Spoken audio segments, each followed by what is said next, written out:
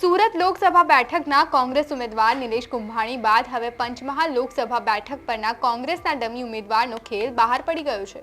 Gulabsinh ચૌહાણના dummy ઉમેદવાર તરીકે form ભરનારા Dushyantsinh Chauhan કોંગ્રેસમાંથી રાજીનામું આપ્યા બાદ હવે આવતીકાલે ભાજપમાં જોડાશે। શું છે સમગ્ર મામલો, જાણો આ વિડીયોમાં। નમસ્કાર, હું છું નિધિ સોમપુરા અને આપ જોઈ રહ્યા છો નિર્ભય ન્યૂઝ। પંચમહાલ બેઠક પર સૌથી વધુ ઓબીસી ક્ષત્રિય સમાજની વસ્તી ધરાવતા વિસ્તારના કોંગ્રેસના આગેવાનો હવે ભાજપમાં જોડાઈ રહ્યા છે। ગુલાબસિંહ ચૌહાણના ડમી ઉમેદવાર તરીકે ફોર્મ ભરનારા દુષ્યંતસિંહ ચૌહાણે 2 દિવસ અગાઉ કોંગ્રેસમાંથી રાજીનામું આપ્યા બાદ હવે આવતીકાલે ભાજપમાં જોડાવાના છે। દુષ્યંતસિંહ ચૌહાણ પત્ની રશ્મિતા ચૌહાણ સહિતના કાર્યકરો સાથે ભાજપમાં જોડાશે। કેન્દ્રીય ગૃહ અને સહકાર મંત્રી અમિત શાહની હાજરીમાં ભાજપનો ખેસ પહેરશે।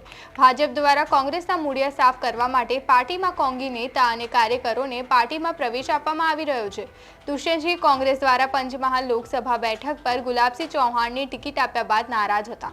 નારાજગી બાદ દુષ્યંતસિંહે કોંગ્રેસમાંથી રાજીનામું આપ્યું હતું। શહેરના ધારાસભ્ય જેઠા ભરવાડ સામે વિધાનસભાની ચૂંટણી લડેલા દુષ્યંતસિંહ હવે ભાજપનો પ્રચાર કરતા જોવા મળશે। મુખ્યમંત્રી ભૂપેન્દ્ર પટેલને દુષ્યંતસિંહ ચૌહાણ મળ્યા હતા। કાર્યકરો અને વિવિધ હોદ્દેદારો, મહિલા હોદ્દેદારો, શહેરના ધારાસભ્ય જેઠાભાઈ ભરવાડ પણ હાજર રહ્યા હતા।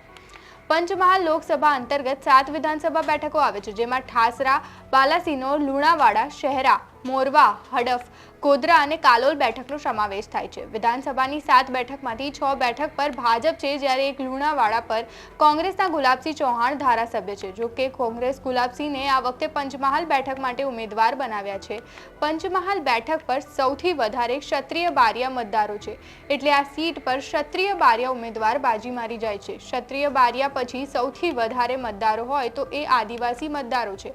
8.39 લાખ ઓબીસી મતદારો સામે 2.37 લાખ આદિવાસી મતદારો છે, જ્યારે અન્ય જ્ઞાતિઓ મળીને પણ 5.94 લાખ મતદારો થાય છે। તો આ અહેવાલ તમને કેવો લાગ્યો તે અમને કમેન્ટ કરીને ચોક્કસથી જણાવજો તથા અમારી ચેનલ નિર્ભય ન્યૂઝને લાઇક, શેર અને સબસ્ક્રાઇબ કરવાનું ભૂલતા નહીં। આભાર।